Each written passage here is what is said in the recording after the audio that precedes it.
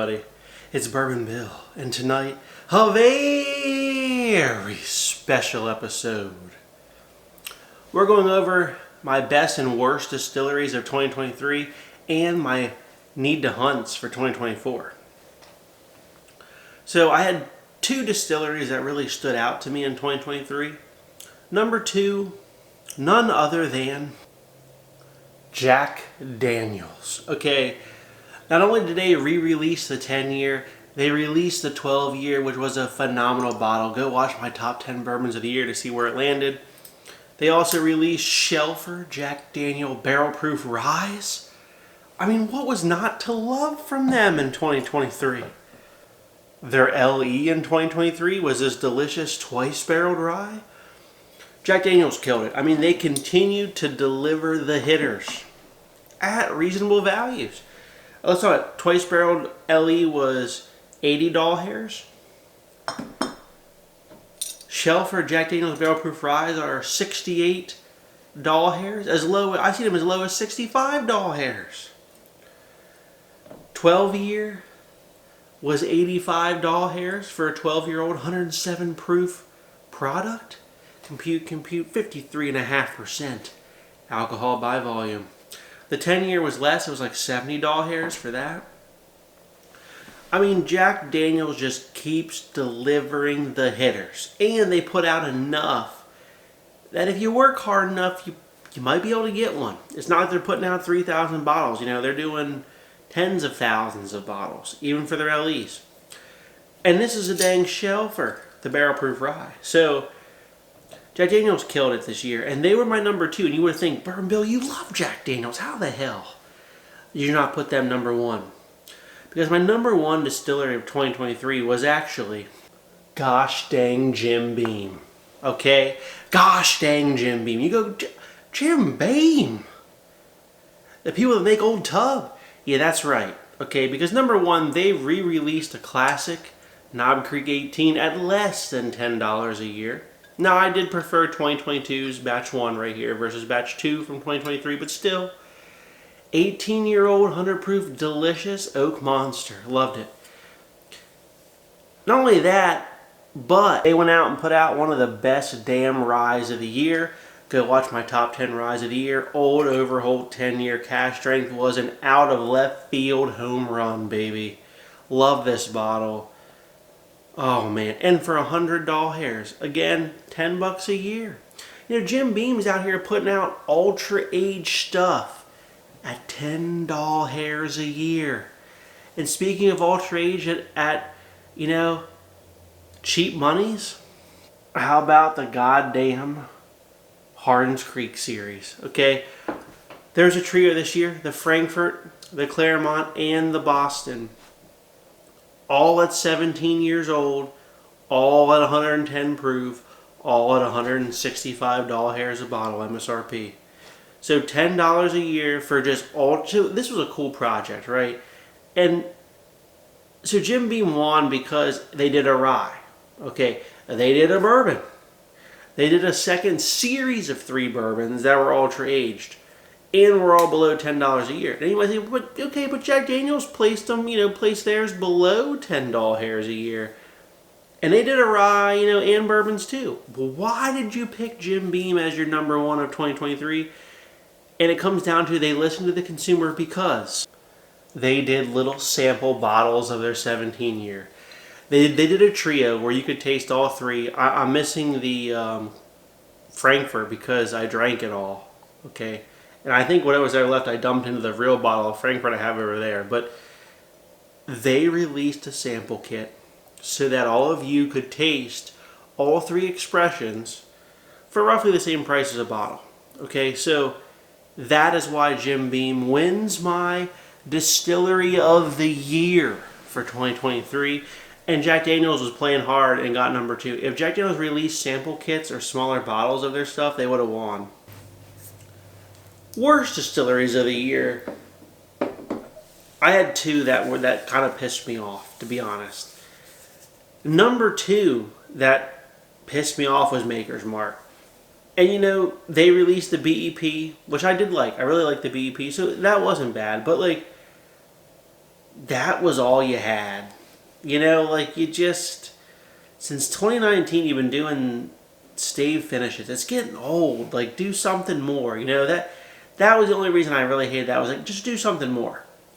And then they really pissed me off with the Maker's Mark cellar aged. And I know a lot of you love that, but my point is this. They fudged, they screwed with the aging by putting it in the cellar. It wasn't as good as it could have been.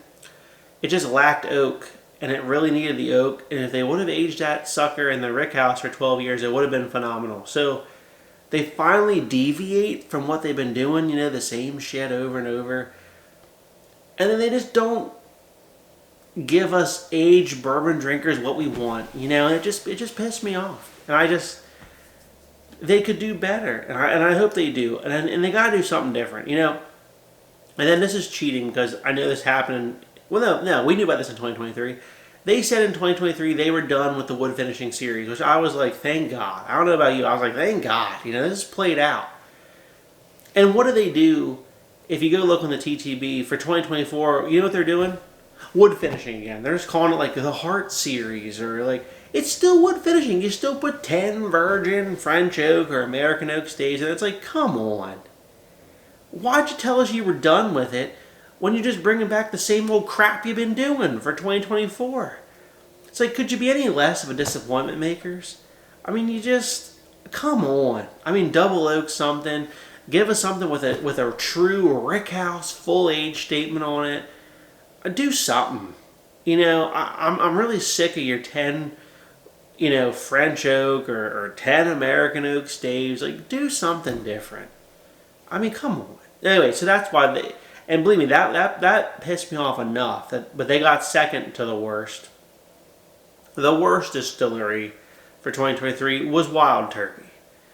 And you might say, well, Bourbon, Bill, I mean, yes, I know. Again, if you didn't watch my top 10 bourbons of the year, Russell's Reserve 13 was second. Okay, I love Russell's Reserve 13. It's my jam. But they just keep overcharging. And that's the theme of Wild Turkey and their Italian overlords that ruined Wild Turkey for 2023 and threaten to ruin them for 2024 if they don't change course. Let's talk about Wild Turkey in 2023. Okay, Russell Reserve 13 in 3 years has gone from 70 doll hairs to 150. Is more than doubled. Who knows what they're going to charge for that in 2024? And in fact, they haven't announced they're even doing a Russell's Reserve 13 in 2024. They're doing Russell's Reserve 15, which to me seems like a reason to upcharge more than the 13, even though we know that the Russell's Reserve 13, right here, held stuff that was aged 19, 21 years. Okay, this has older age percentages in it, much higher than the 13. They're going to release Russell Reserve 15, and we don't know what they're going to charge, but it's going to be astronomical, and it's going to piss me off in 2024. Okay? So I don't know if they're doing a 13 in 2024, but hopefully they are. Then the Wild Turkey Voyage, which was their master's keep, was 300 doll hairs for like, a 10-year-old bourbon aged for like a damn second. Okay, in rum casks. From a company that Campari also owns. So the price was horrible stuff. It was like a $40 bottle, right? They charged $300 for, which is really bad. Then Wild Turkey Generations came out, and it was very good, but it was also like 500 doll hairs a bottle, and honestly, a lot of cheaper bottles that were like an eighth of the cost could beat it. And well, even Russell's 13 beat it, okay, and it wasn't. This is nowhere near 500 doll hairs a bottle, so they screwed that up. And then they came out with, the Single Rick series. And they upped that to 300 doll hairs this year. Now, I didn't get it because I didn't want to spend the 300 doll hairs. Because that to me is like top. I don't spend more than 300 ever. It's just, I'm going to drink it. It's not sitting on the shelf collecting dust or looking pretty. I'm going to drink it. And 300 just reaches a threshold I don't like to cross. But at the end of the day, I heard it was marginally better than Russell Reserve 13, or a little bit better, but not double the price. Remember, this was $150 in 2023, and they charged $300 for Single Rick and didn't really disclose the ages. So, it's all their pricing. Their pricing sucks. And I really hope Campari doesn't ruin like Wilderness Trail, who they bought in 2023, with their pricing schemes. But Wild Turkey is headed down the toilet. So part 2 of this video is what bottles am I looking forward to in 2024, and we're going to go through the list, which is on my phone. So we are looking to buy all 3 of the Elijah Craig barrel proofs. Simple as that. I love them. I drink them. For $65, they're an absolute buy. Now we do know that Elijah Craig barrel proof A124 is only like a 10-year, 9-month-old. It's 119 proof. Is it going to be disappointing off C923? Almost guaranteed. Is still going to be a good value for $65? Almost guaranteed. So I'm going to buy all 3 of those. We'll see what the ages are this year.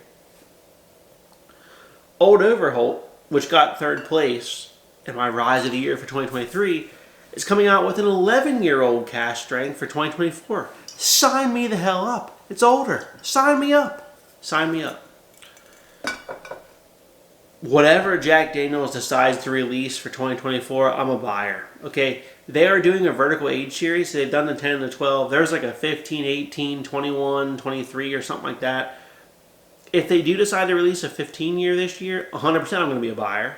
Okay, if they re-release the 10, 12, I'm going to buy those too. I liked all those.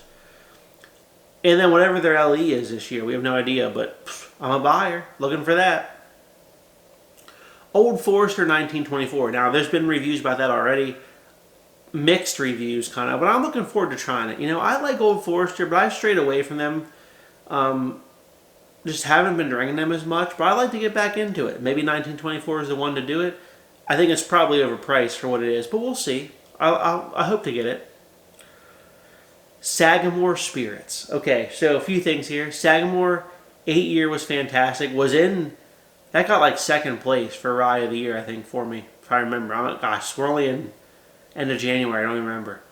Sagamore 8-year was top 3 for sure. I think it was 2nd for Rise of the Year. They are coming out with a 9-year in the spring or summer of this year. So 9-year MGP from Sagamore, 100% I'm in. I'm going to be a buyer on that. And they have announced in 2023 that good old Sagamore Port finish here, which is also one of my favorites, will be an annual release. So, going to buy this again around, Thanksgiving, Christmas time. Well, 2024, I will be snagging the 2024 version of their port, which is usually Distillery / a few Maryland stores only, but just slaps Midwinter Night's Dram. That garbage for $150 is to be ashamed of themselves. Gonna get that. I'll still buy the Baumburgers. They're doing a different finish this year, so Baumburgers has always been Chinnaping Oak finished. They're doing a Culti barrel finish this year. I really like what Baumburgers have been doing, so I'm going to try to be a buyer of that in 2024. Woodford Batch Proof. I love Woodford Batch Proof. Is it overpriced? Yeah. But I'll be a buyer of the 2024 Woodford Batch Proof because I love that Brown-Forman Woodford profile at cask strength. I'll be a buyer of that. We already talked about it a little bit. Russell Reserve is coming out with a 15-year. Depending on the price, I'll be a buyer. I don't know if they're coming out with a 13-year, but I'll be a buyer of that as well, depending on the price. If Wild Turkey's going to screw us again, I'm going to give them the middle finger and say I'm not buying them. But if the pricing is okay, I will buy both of those. Another one that I absolutely love, the bourbon that I loved in 2023, Kings County Barrel Strength Bourbon. First time I was introduced to them, New York. You think, New York, what are they good for? Sewage and, mistreatment. No. Kings County bourbon was pretty dang good. I will be a buyer of their batch 17, which is coming out in 2024, of their bourbon. And for the first time ever in 2024, they are doing a cask strength rye. Their Empire rye has always been like 100 proof or lower, but this year is the first year they're doing a barrel strength rye. I'll be a buyer for both bottles of that, if I can get it. 13th Colony Double Oak and the 13th Colony 15th Anniversary bottles. I will try to be a buyer, but probably won't luck into one of them. Or, of course, one of their phenomenal single barrel picks of the year. Like I got the Rye. The Rye won my Rye of the Year. I'll try to get that. But, again, those are going to be hard to get. But I'm looking for them for 2024.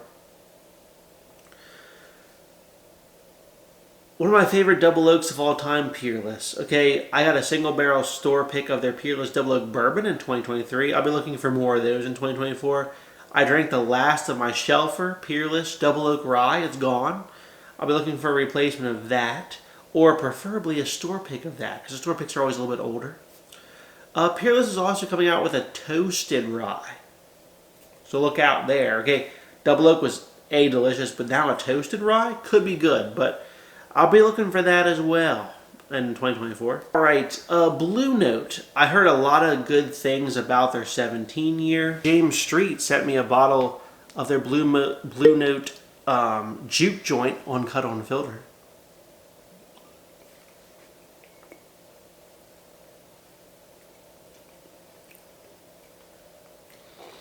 Damn, is that not good?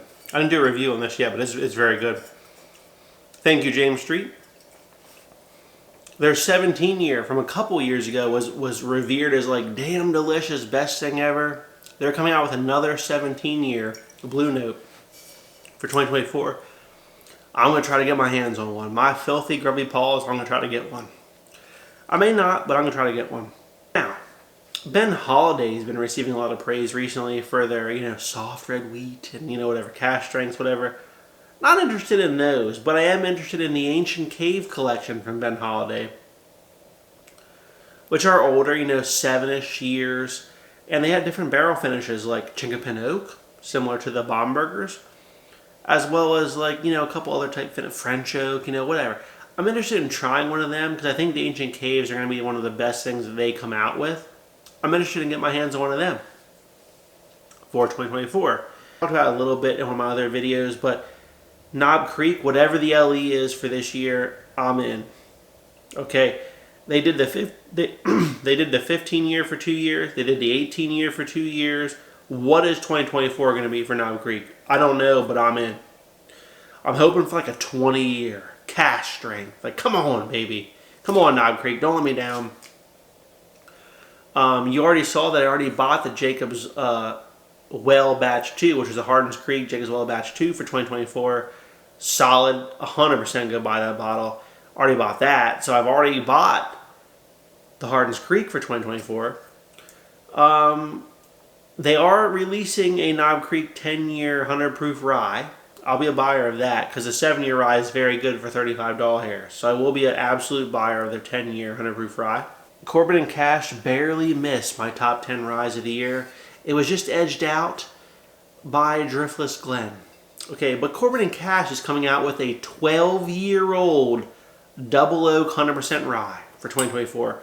Oh, you can damn well bet I'm in for that bad boy. Okay, and it's a mix of American and French oak at like 129 proof. 100% I'm in. 12-year-old rye, sign me up any day of the week. This was like almost an 8-year store pick from our Bourbon, and this one's fantastic. Like I said, barely lost out to the Driftless Glen. Speaking of what I'll be looking for in 2024, Driftless Glen picks. I have like a 7, almost 8-year Driftless Glen pick. I'll be 100% looking for more of those, of the ryes. 100% be looking for the Driftless Glen as well, but I'm really looking forward to that 12-year Corbin Cash this year. Double Oak. Because I love Double Oak. I love high proof. And I love old things. The Corbin Cash is going to check all 3 of those boxes for 2024. Now, I'm actually looking forward to a Penelope. I know, that might shock some of you. I thought the Penelope 9-year was very good. James Street, thank you again for sending me a sample of that. I thought that was delicious. Really enjoyed it. Didn't get a bottle of it, though, in 2023. But I heard, through the rumor mill, that Penelope's doing like a 10 to 12-year-old blend or something of that nature in 2024 at cash strength. I'm 100% going to be a buyer of that. So look out.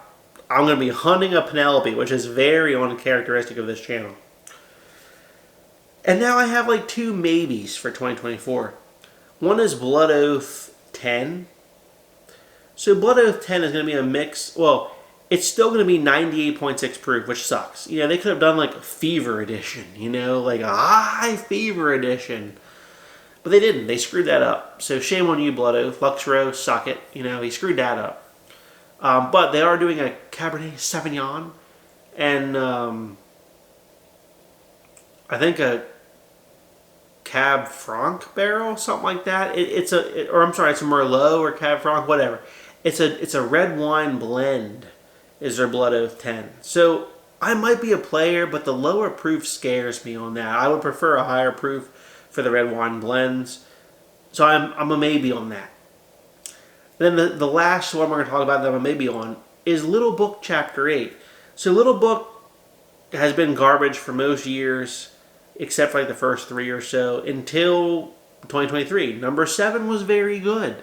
Very good. Number 8 is a sherry finish Little Book. So depending on the age of the bourbon in that, which I don't know, I could be a buyer. I do like a good cherry finish bourbon. If it's high age and cherry finished, I'm going to be a buyer of the Little Book Chapter 8. So let me know what you're most looking forward to in 2024, because I got a good bit on my list. So if you like this all night, please like, comment, and subscribe. We'll see you next time. Have a good evening, everybody.